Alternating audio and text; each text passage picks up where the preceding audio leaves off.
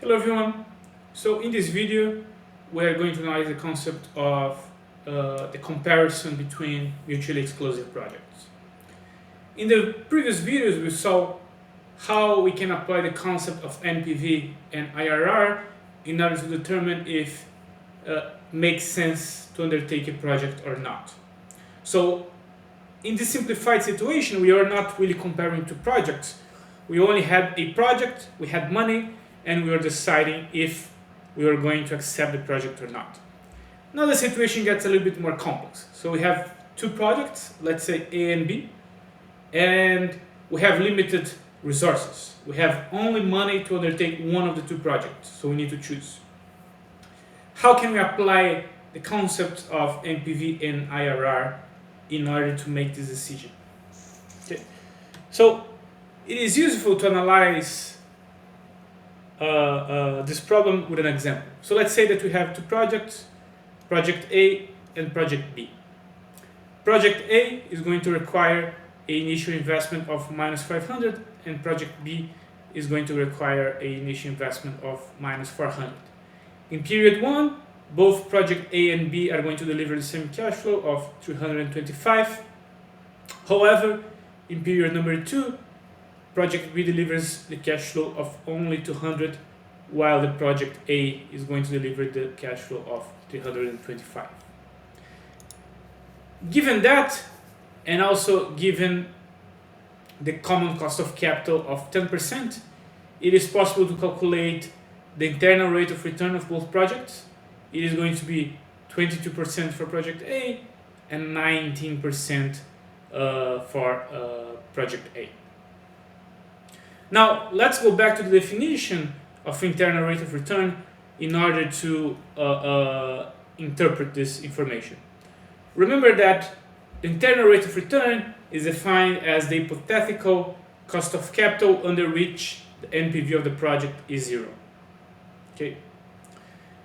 Given that the internal rate of return of both projects is larger than the current cost of capital of 10%, this implies that the NPV of both projects are going to be positive. That's the only thing we can conclude from the internal rate of return that is given. Okay. The NPV, on the other hand, is going to give us more information because the NPV is based on the current cost of capital of 10%. Notice that the internal rate of return is not going to use this number of 10% for absolutely nothing. So using this cost of capital of 10%, the NPV for project A is going to be around 64, while the NPV for project B is going to be around 60. Okay, so the idea here is that according to the NPV methodology, the value of project A is going to be 64, and the value of project B, taking into account all your costs, is going to be right now $60. Okay. This implies that according to the NPV methodology, project A is more valuable than project B. So you would invest your money in project A instead of project B. You cannot make this type of assessment with the IRR methodology because there's nothing in the definition of IRR that enables you to compare projects like you can compare with the NPV. So let's analyze what this means graphically. Okay, so this figure helps a lot to understand what's going on. So let's say that we have two projects, projects 1 and 2, or A and B, regardless. And for each hypothetical cost of capital, we are going to have a different net present value for the project. Okay.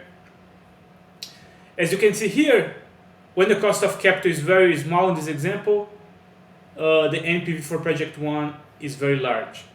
However, when the cost of capital increases, the NPV of project 1 goes to zero very quickly. Project 2 has a different behavior. When the IRR is low, the NPV of project 2 is smaller than the NPV of project 1.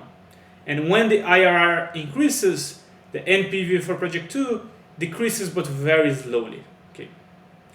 In other words, Project 1 is very sensitive to the internal rate of return.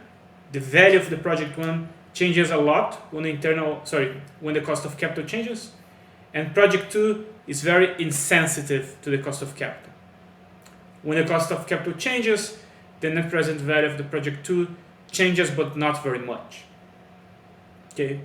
An intuition that we need to have in mind here is that project 1 is probably a project that has a larger horizon, and project 2 might be a more of a short-term project. So it doesn't depend very much on the discount rate that you're using.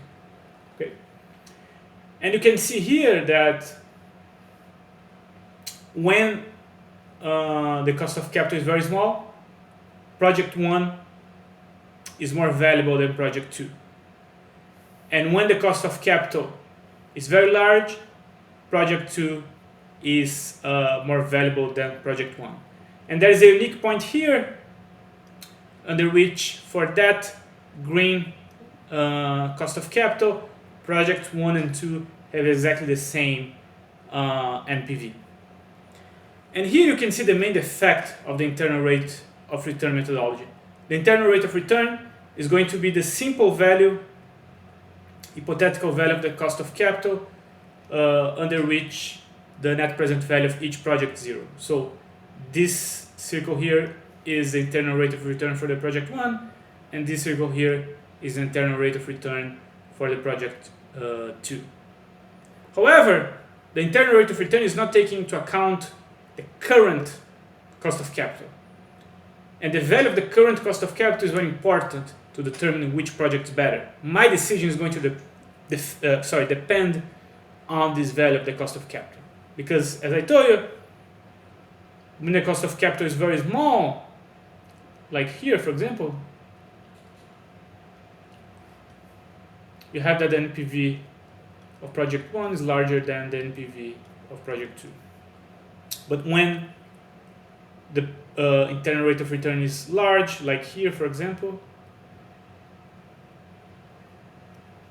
you have that NPV of project 2 is larger than NPV of project 1.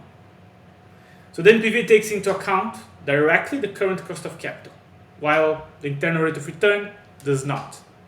Okay? In summary, the only thing that the internal rate of return is going to tell you is if it makes sense to invest in a given project or not. You're going to compare the internal rate of return of the project with the current cost of capital. If the internal rate of return of the project is larger than the current cost of capital, it makes sense to invest in the project.